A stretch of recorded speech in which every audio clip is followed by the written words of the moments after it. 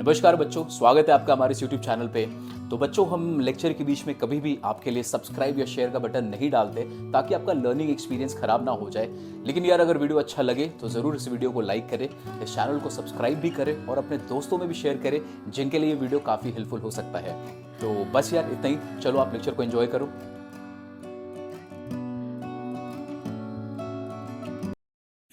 नमस्कार दोस्तों, स्वागत है आपका हमारे इस यूट्यूब चैनल पे। मेरा नाम है अंकुश राज और इस वीडियो में बच्चों हम करने वाले एक बहुत ही आसान सा टॉपिक, जिसको आप कह सकते हो या मैं कह सकता हूँ कि जो आपका स्ट्रेट लाइन चैप्टर है उसका सबसे आसान टॉपिक होने वाला है।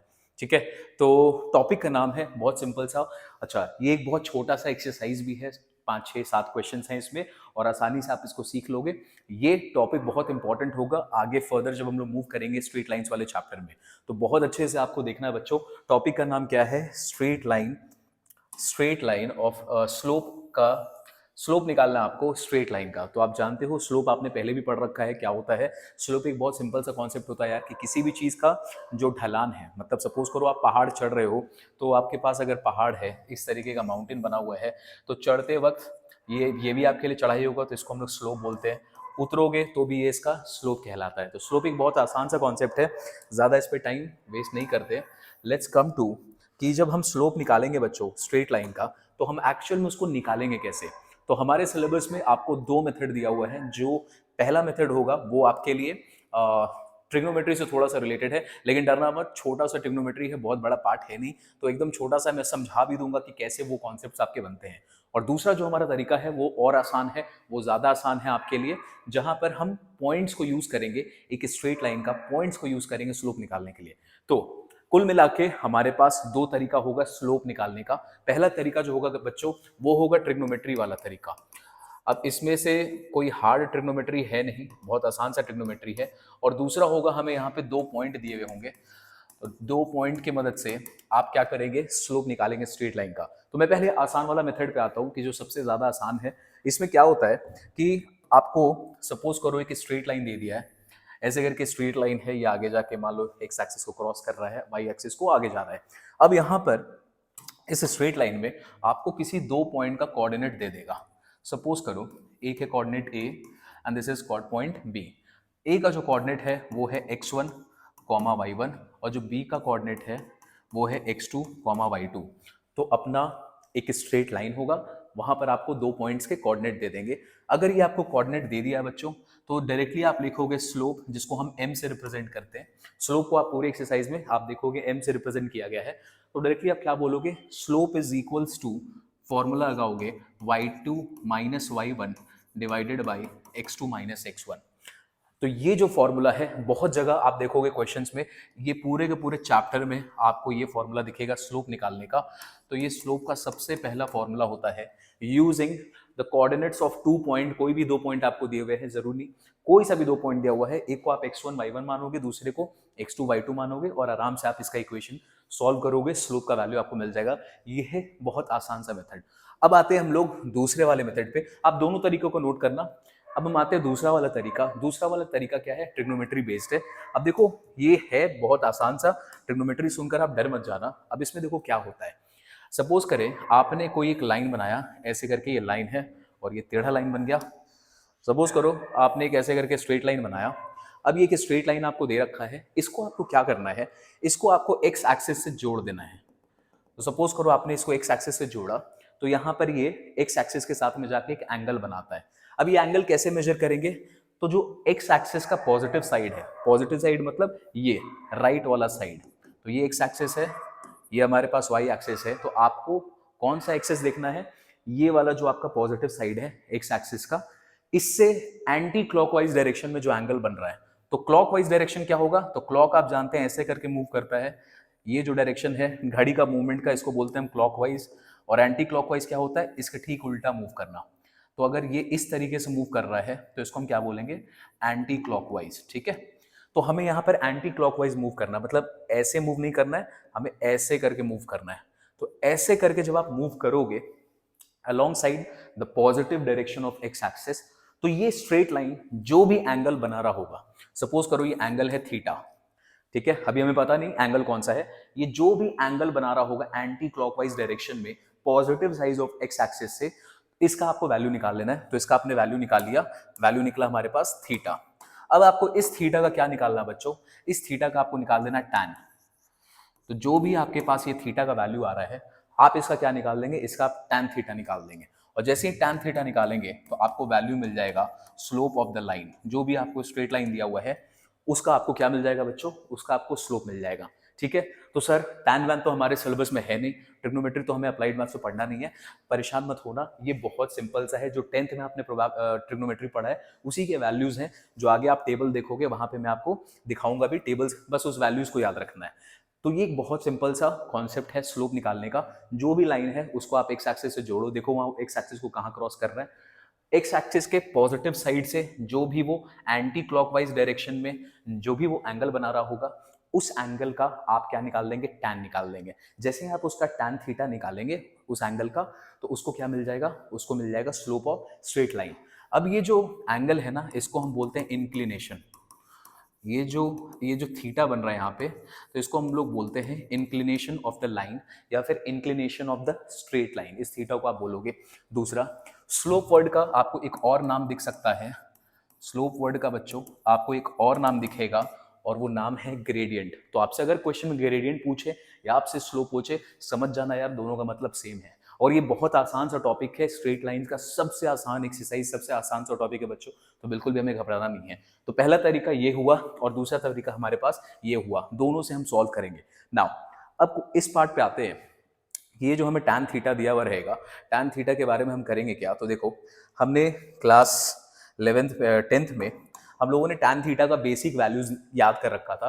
तो टैन थीटा का कौन कौन सा वैल्यू है, सपोज 0 डिग्री, तो 0 डिग्री में अगर टैन 0 निकालोगे तो टैन 0 का वैल्यू आता है 0। टैन 30 का वैल्यू आता था 1/√3। बस आपको ये दो याद रखना है, ये दो याद कर लो, आगे वाला ऐसे ही याद रहेगा। कैसे, इसमें आप √3 मल्टीप्लाई कर दो, तो 1/√3 में अगर आप √3 मल्टीप्लाई करेंगे तो आपको क्या मिलेगा, वैल्यू 1। तो देखो इसके बाद वाला वैल्यू क्या है, 1।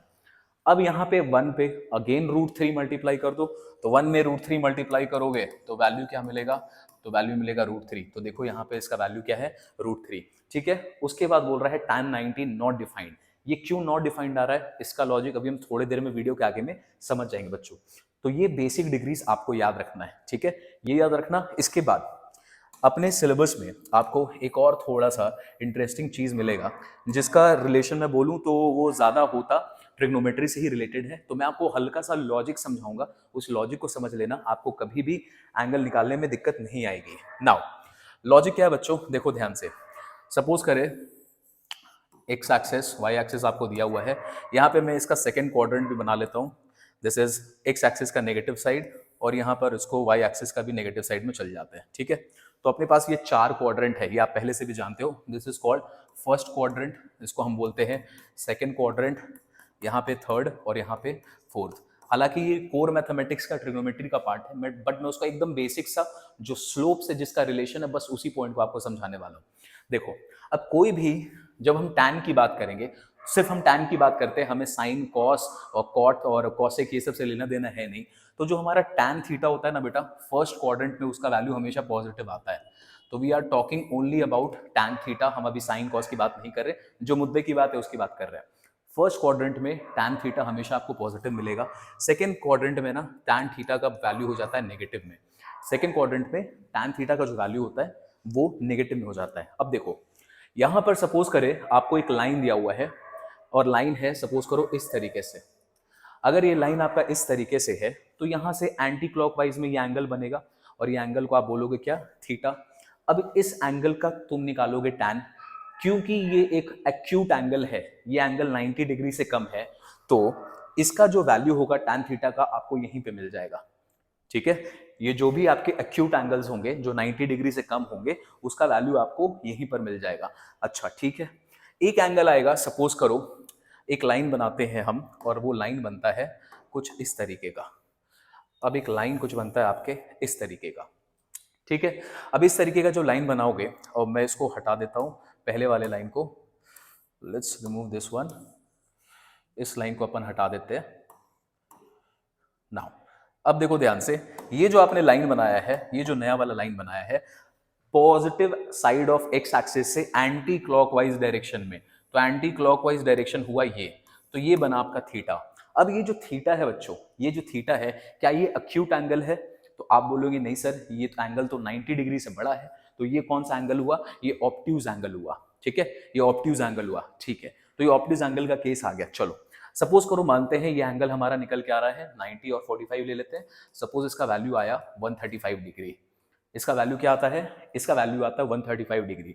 अब जानते हो आप कि किसी भी लाइन का अगर आपको स्लोप निकालना है तो आपको क्या करना पड़ेगा? आपको ये थीटा का जो भी इंक्लिनेशन आपको मिला है इसका आप निकालेंगे टैन। तो चलो हम लोग निकालते हैं टैन 135। अब देखो टैन 135 का जब तुम वैल्यू निकालने जाओगे तो यहां पे तो आपको वैल्यू मिलेगा नहीं। क्यों? ये जो वैल्यूज आप लोगों को पता है ये सारे के सारे एक्यूट एंगल है। तो सर फिर इसका वैल्यू हम लोग कैसे निकालेंगे? बहुत आसानी से। क्या हम टैन 135 को ऐसे लिख सकते हैं? 180 डिग्री में से माइनस कर देंगे 45 डिग्री। क्या हम इस वैल्यू को इस तरीके से लिख सकते हैं? 135, ये जो वैल्यू है 135, उसको तुमने लिखा 180 माइनस 45। क्या हम ऐसा कर सकते हैं? बिल्कुल हम ऐसा कर सकते हैं। चलो अब ये जो एंगल है, ये जो एंगल है 180 माइनस 45, या आप तुम ऐसे समझो, या समझो 135 डिग्री। 135 डिग्री कौन से क्वाड्रेंट में लाई करेगा? तो आप बोलेंगे सर ये जो 135 डिग्री है ये फर्स्ट क्वाड्रेंट में तो है नहीं। फर्स्ट क्वाड्रेंट में जो एंगल होता है वो मैक्सिमम 90 डिग्री होता है। 90 डिग्री को अगर आप क्रॉस करते हैं तो आप चले जाएंगे सेकंड क्वाड्रेंट में। इसको मैं थोड़ा और अच्छे से समझाता हूँ। आप एक काम करना, आप इसको नोट डाउन कर लो। ये जो टेबल है, आई नीड दिस स्पेस आपको समझाने के लिए। पॉज करके आप नोट डाउन कर लेना। अब सपोज करो मैं आपको बोलता हूँ कि एंगल्स कैसे बनेंगे। तो सपोज करो एक लाइन है, ठीक है, यहां से यहां तक आया ये 90 डिग्री। ये आपने ट्रिग्नोमेट्री में पढ़ रखा है, 10th में रिवाइज कर रहे हैं हम लोग। तो ये हुआ फर्स्ट क्वाड्रेंट। एक एंगल चला गया यहां तक, तो यहां से यहां आया ये 180 डिग्री, ठीक है।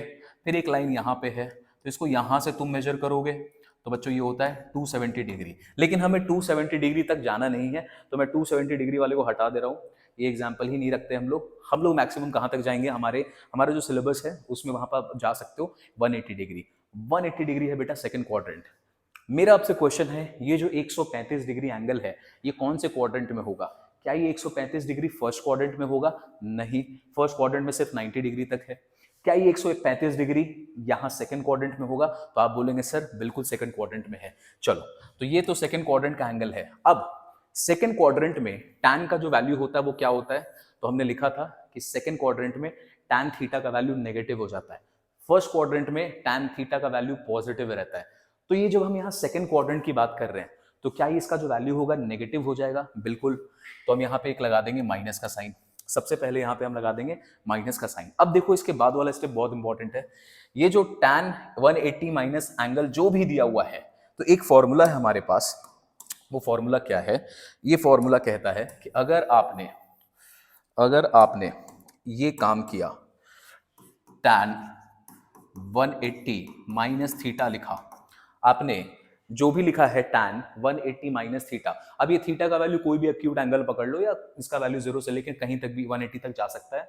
अगर सपोज करो इसका वैल्यू है 35, सॉरी थीटा का वैल्यू है 45, तो ये कौन से क्वाड्रेंट में आएगा? तो बोलेंगे सर ये सेकंड क्वाड्रेंट में है। इसको जब आप सॉल्व करते हैं ना बच्चों, तो इसका आंसर आता है माइनस टैन थीटा। इसको आप बहुत अच्छा से समझ लें, ठीक है। ये है कन्वर्जन, जो हम टैन कॉट को कन्वर्ट करते हैं या टैन।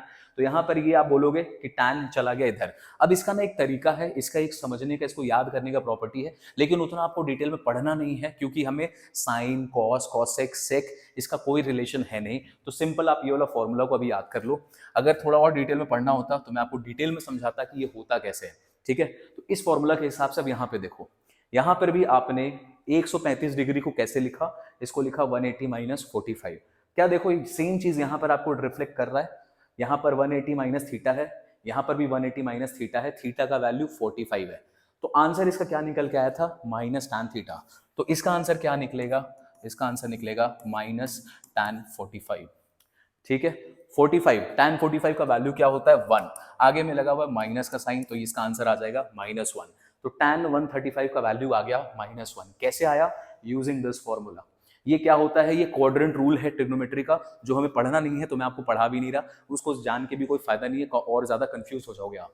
ठीक है, चलो सिमिलरली अगर मैं आपको बोलूं कि आपको निकालना है tan 120 डिग्री का वैल्यू, तो tan 120 डिग्री एक्यूट वाला एंगल तो है नहीं, ऑब्ट्यूज हमने इसके बारे में पढ़ा नहीं है, तो इसको आप कैसे लिखोगे, इसको 180 के रिस्पेक्ट में लिखो। तो 120 को अगर आप 180 के रिस्पेक्ट में लिखोगे तो आप इसको इस तरीके से लिखोगे 120 इज इक्वल्स टू 180 माइनस 60। ठीक है, क्या ये बिल्कुल इसी फॉर्मेट में इस बार? यस। यहाँ पे थीटा का वैल्यू क्या है? थीटा का वैल्यू यहाँ पे 60, तो इसका वैल्यू क्या हो जाएगा? माइनस टैन थीटा, मतलब माइनस टैन 60 डिग्री। अब टैन 60 डिग्री का वैल्यू क्या होता है हम जानते हैं, √3, तो इसका वैल्यू निकल के आ जाएगा हमारे पास माइनस √3।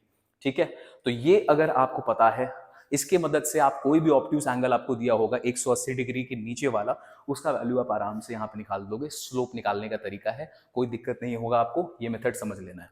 ठीक है, अगर आपने ये समझ लिया, एक तरीका हमारे पास टैन को यूज करके, दूसरा तरीका हमारे पास 2 पॉइंट को यूज करके, दोनों तरीके के क्वेश्चंस आप देखेंगे हमारे एक्सरसाइज में। चलो अब इसके बाद हम लोग आते हैं लास्ट पॉइंट पे। लास्ट पॉइंट इज बेसिकली, ये लास्ट कोई पॉइंट नहीं है, जो आपने ऊपर पढ़ रखा है उसी का थोड़ा सा वेरिएशंस आपको दिखेगा।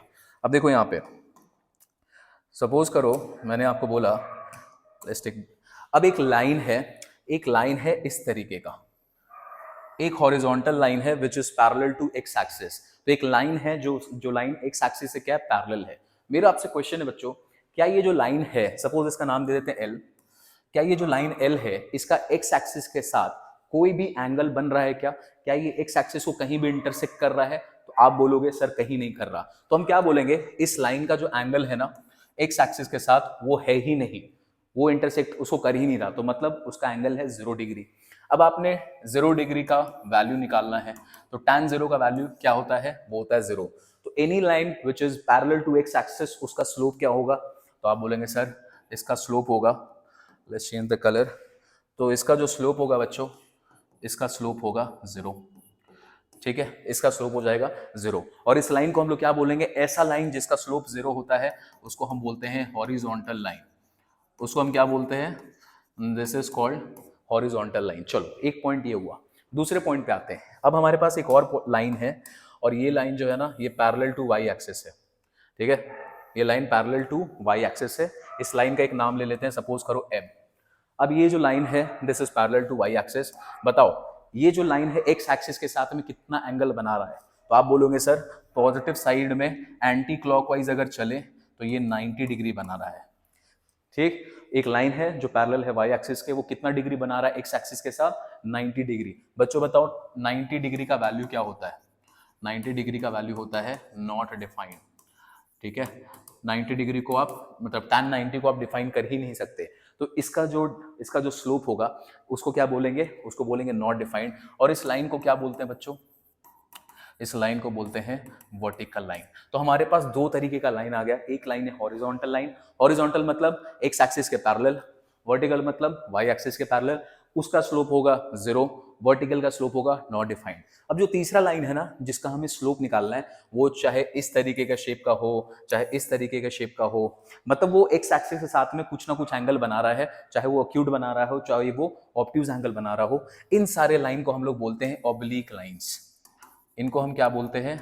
इनको हम बोलते हैं ऑब्लिक लाइंस, यानी ऐसे लाइन जो कि ना तो हॉरिजॉन्टल है ना ही वो वर्टिकल लाइंस हैं, उस लाइंस को हम क्या बोलते हैं? Oblique lines. और हमें जो सिलेबस में आप ज्यादातर देखोगे ना, हमें सारे ऑब्लिक लाइंस के स्लोप्स निकालने हैं। ठीक है, तो ऐसा line which is not horizontal neither it is nor it is vertical line are known as oblique lines. तो बस ये कुछ कॉन्सेप्ट है बच्चों, यही कॉन्सेप्ट पे हमारा जो एक्सरसाइज है आज का 17.2 वो बेस करता है। तो आओ सबसे पहले क्वेश्चन पे आते हैं। It says find the slope of the line तो पासिंग थ्रू द पॉइंट। तो हमने 2 तरीका सीखा है ना स्लोप निकालने का, ये कौन सा तरीका है? ये पॉइंट वाला तरीका है। तो देखो पहले क्वेश्चन पे आते हैं। यहाँ पर आपको 2 पॉइंट दे रखे हैं, एक है 2, -3 एंड दूसरा है -5, 9। मान लो भाई इसको x1 y1, let's change the color, let's keep it as, now this is x1 y1 और this is your x2 y2। तो जब आप स्लोप निकालने जाओगे तो स्लोप का फॉर्मूला लगाना, slope is equals to x y2 minus y1 y2 minus y1 divided by x2 minus x1। चलो y2 आप इसको मान रहे हैं 9 minus minus 3 divided by this is x2 minus 5 minus 2। तो 9 और 3 कितना हो गया, ये हो गया 12, 9 प्लस 3 हो जाएगा 12 और ये होगा -7। तो स्लोप आ गया -12/7। ठीक है, तो आपने इसका स्लोप निकाल दिया है। माइनस में आ रहा है इसका मतलब वो ऑब्ट्यूज एंगल बना रहा होगा। अगर ये प्लस में आता है इसका स्लोप तो वो लाइन एक्यूट एंगल का लाइन होता। माइनस में है मतलब वो 90 डिग्री क्रॉस कर चुका है। ठीक है, तो उसका वो ऑब्ट्यूज एंगल है। ओके, उसके बाद कोई सा भी पिक कर लो। लेट्स पिक सेकंड वाला एग्जांपल। ये भी बिल्कुल वैसे ही रहेगा। x1 y1 मान लोगे आप, तो स्लोप का वैल्यू क्या होगा, this is y2 minus y1 x2 minus x1। चलो इसको x2 y2 मान लो, यहाँ पर ये x1 y1 है तो -6, सॉरी y2 लिखना है आपको, this is 2 minus 4 divided by x2 minus 0। तो ये वैल्यू क्या हो जाएगा, 2 प्लस 4, ये हो जाएगा 6 डिवाइडेड बाई -6, तो इसका वैल्यू आ गया -1। अगेन ये स्लोप माइनस में आ रहा है, मतलब ये कौन सा एंगल बना रहा होगा, ये जो लाइन होगा वो एक ऑब्ट्यूज एंगल बना रहा होगा, एक्यूट एंगल नहीं बना रहा होगा। ठीक है, तो इसी तरीके से इसके जो रिमेनिंग दो क्वेश्चन है, क्वेश्चन नंबर 3 और क्वेश्चन नंबर 4, x2 y2 वाला फॉर्मूला है, लगाओगे आराम से, सॉल्व करोगे। अपन चलते हैं इसके अगले वाले क्वेश्चन में। छोटा सा एक्सरसाइज है बच्चों। Question number 2, what is the slope of a line which is parallel to x axis. तो बच्चों जो लाइन एक्स एक्सिस के पैरेलल होता है, मतलब वो हॉरिजॉन्टल लाइन होता है। अच्छा ये तो पैरेलल नहीं बनाया मैंने, तो वो एक हॉरिजॉन्टल लाइन होता है। हॉरिजॉन्टल लाइन का स्लोप क्या होता है, आप जानते हो उसका स्लोप क्या होता है, इट इज 0। tan 0 का स्लोप होगा 0। बोल रहा है दूसरा, slope of a line which is parallel to y axis. तो बच्चों एक लाइन है जो वाई एक्सिस के पैरेलल में है, इसका एंगल क्या होगा, 90 डिग्री। तो स्लोप क्या होगा इसका, slope will be not defined. ठीक है, एमसीक्यूज को भी अच्छे क्वेश्चंस हैं, तो इसको अच्छे से आपको समझ लेना है। बाकी क्वेश्चन में कोई दम नहीं यार, हम लोगों ने कॉन्सेप्ट पार्ट में कवर कर रखा है सब। Question number 3, find the slope of a line whose inclination, o theta का वैल्यू दे रखा आपको। चलो तो थीटा का वैल्यू है 30, तो tan 30 का वैल्यू क्या होता है, tan 30 का वैल्यू हो जाता है 1/√3। खत्म। इस पे आते हैं tan 120 डिग्री। चलो थीटा का वैल्यू है 120 डिग्री, तो 120 डिग्री का तो वैल्यू हमें डायरेक्टली नहीं पता, आप याद करना चाहो कर सकते हो। मैं तो बोलूंगा लॉजिक लगा के सॉल्व करो, ज्यादा अच्छा याद नहीं करना पड़ेगा। इसको 180 के रिस्पेक्ट में लिखो, तो 120 को 180 के रिस्पेक्ट में क्या लिखोगे, 180 माइनस 60। इसका भी वैल्यू क्या आएगा, इसका भी वैल्यू आएगा 120। तो tan 180 माइनस थीटा, तो माइनस tan थीटा मतलब माइनस tan 60। tan 60 का वैल्यू होता है हम जानते हैं √3, तो आंसर क्या आ गया हमारे पास, -√3। सिमिलरली आप इसका भी निकाल लोगे 135, ये तो हमने एग्जाम्पल नहीं कर रखा है। ठीक है, इसका वैल्यू भी चलो, इसका वैल्यू क्या आएगा, this will be minus tan 45 degree, तो -1 आ जाएगा इसका वैल्यू। 90 डिग्री, tan 90 का वैल्यू क्या होता है, नॉट डिफाइंड। खत्म हो गया हमारे पास क्वेश्चन नंबर 3। लॉजिक समझ में आ गया यार, बहुत ही आसान लगेगा आपको बच्चों, और कोई परेशानी नहीं है। Let's go to next one, find the inclination of a line, this is line, find the inclination of a line whose slope is given. तो देखो आपको स्लोप दे रखा है, बोल रहा है tan थीटा, इसका वैल्यू आएगा 1/√3।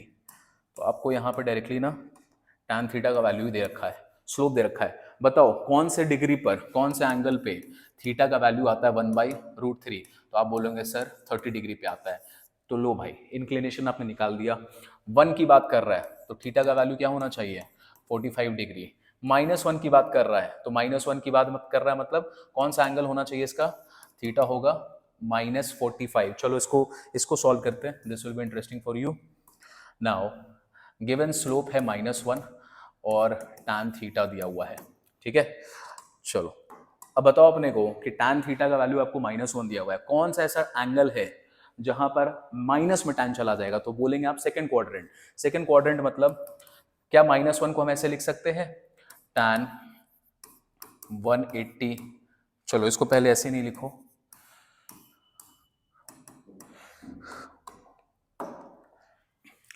तो 1 का वैल्यू तो हम जानते हैं ना, 1 कौन से वैल्यू पे आता है, 1 आता है tan 45 पे। तो tan 45 पे 1 आता है, आगे में साइन लगा हुआ है माइनस का, is equals to tan theta. थोड़ा इसको पलट लेते हैं, इसको इधर ले आते हैं, tan theta is equals to, चलो यहां पर आपको माइनस tan थीटा दिया हुआ है। आपको देखो ये फॉर्मेट क्या दिया हुआ है बच्चों, यहां पर आपको एक माइनस tan थीटा ये दिया हुआ है, मैं सिर्फ इसकी बात कर रहा हूं। ये आपको क्या दिया हुआ है, माइनस tan थीटा। आपको पता है कैसे आया होगा, ये आया होगा 180 माइनस थीटा करके, ऐसे करके आया होगा ये, ठीक है, ये बात समझ रहे हो। तो चलो ये जो माइनस tan 45 आपने लिखा है उसको हम लोग ऐसे कन्वर्ट कर देते हैं, तो this will be tan 180 minus theta, जो थीटा यहाँ पर है इसी को आप यहाँ पे माइनस करोगे तो यहाँ पे लिखोगे -45 डिग्री, ठीक है। ये होता है लॉजिक से समझना, बाकी आप याद करना चाहो यार आप वैल्यूज को याद भी कर सकते हो, कोई दिक्कत नहीं है, मैं उसके फेवर में हूँ नहीं। तो यहाँ पर tan थीटा 180 माइनस 45, 180 माइनस 45 क्या हो जाएगा, 135। तो मिल गया अपने को थीटा का वैल्यू, तो थीटा का वैल्यू इज 135 डिग्री, ठीक है, ओके। यहाँ पे माइनस था, देखो यहाँ भी माइनस का केस है, बिल्कुल उसी तरीके से सॉल्व करेंगे, आज उसको सॉल्व कर लेते हैं। तो this was our example number, question number 3 part 3। अब आ जाओ पार्ट 4 पे आते हैं। तो पार्ट 4 बोल रहे हैं आपको -√3 दिया हुआ है, this is not this is -√3, ठीक है। नाउ दिस इज -√3, चलो तो tan थीटा का वैल्यू है -√3। बताओ यार √3 किस पे आता है, माइनस छोड़ो, √3 कौन से थीटा पे आता है, तो आप बोलोगे सर √3 आता है tan 60 पे, ओके। आगे में लगा हुआ है माइनस का साइन, अब ये माइनस कहाँ से आया होगा, अगेन उसी फॉर्मूला से आया होगा, फॉर्मूला क्या है, tan theta is equals to minus ये, अच्छा ये माइनस यहाँ से हटा दो, तो आप बोलेंगे माइनस tan थीटा का वैल्यू क्या होता है, ये होता है, तो चलो उसको हटाते हैं वहां से, तो हम क्या लिखेंगे, tan theta is equals to minus tan 60, minus tan theta को कन्वर्ट कर रहे हैं तो कन्वर्ट होकर इस फॉर्मेट में आने वाला है, तो हम लोग इसको लिखेंगे बच्चों tan 180 माइनस 60, ठीक है, माइनस साइन हट गया, माइनस कहाँ पे चला गया, इसमें शिफ्ट हो गया tan 180 माइनस थीटा पे। चलो भाई सॉल्व कर देते हैं इसको, tan theta is equals to 180 minus 60, तो थीटा का वैल्यू अपने को कितना मिल जा रहा है यहाँ पे बच्चों, दिस इज 120 डिग्री। तो माइनस वाला जो केस आएगा आपको अगर निकालने बोलता है, बस आप इसको इस प्रोसीजर में फॉलो कर सकते हैं, पहला तरीका, दूसरा तरीका आप याद भी कर सकते हैं, लेकिन याद करके लिखना, डायरेक्टली आप लिखोगे हो सकता है आपके मार्क्स कट जाए स्कूल में, तो वैसा मत करना यार, आप इसको प्रॉपर प्रोसीजर में ही फॉलो करके लिखो, मार्क्स भी नहीं कटेगा। लास्ट पूछ रहा है, यहाँ पर दिया है वैल्यू 0, बताओ भाई कौन सा थीटा पे आपको वैल्यू 0 मिलता है, तो आप जानते हैं 0 डिग्री पे, tan 0 डिग्री पे वैल्यू क्या होता है उसका, 0, तो स्लोप आपको मिल गया यहाँ से। चलो ये पार्ट खत्म, let's move to question number 5। बोल रहा है, देखो ये अच्छे क्वेश्चन से स्टार्ट होंगे, अच्छे से देखना। यहाँ पे बोल रहा है a line passes through 2 point, एक पॉइंट है ये और दूसरा पॉइंट है ये।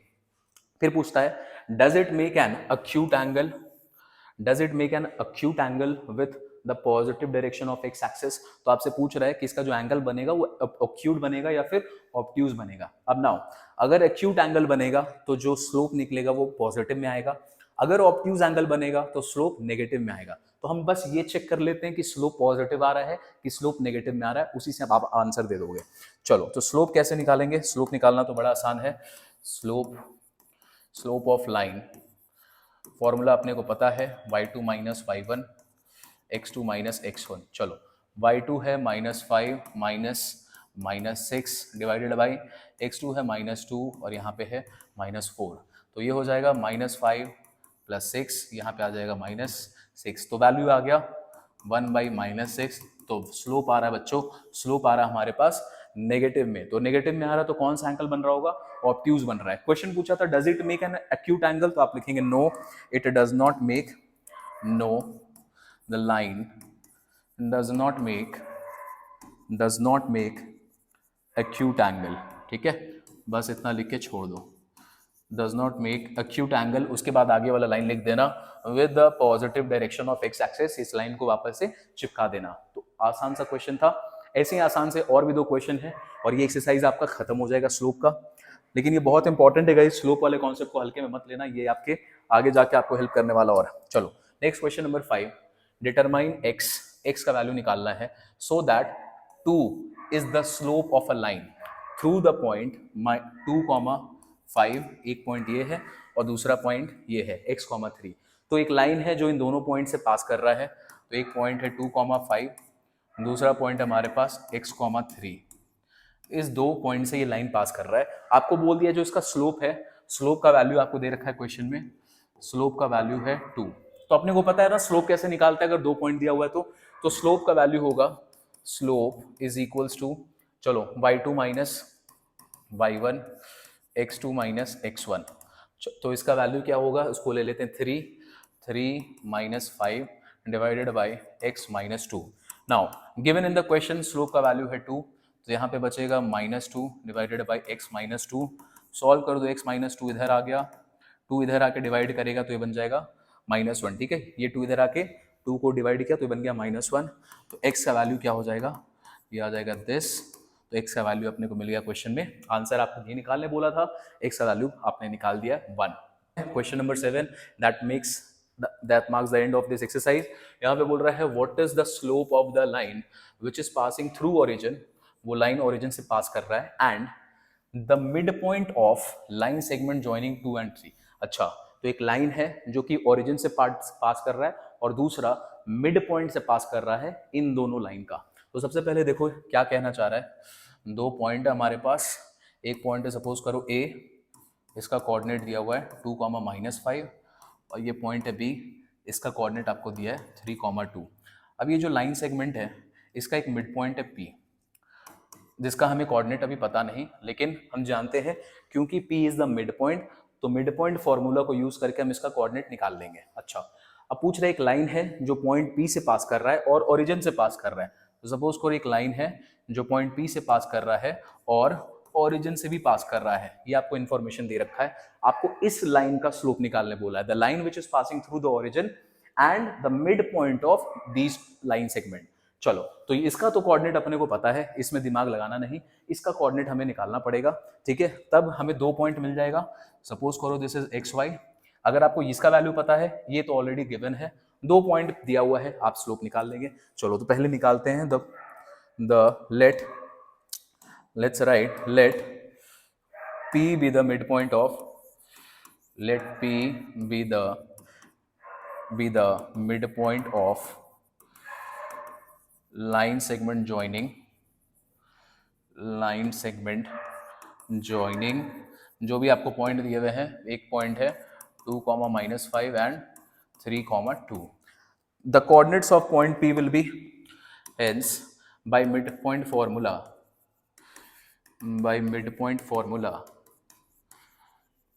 coordinate of P R।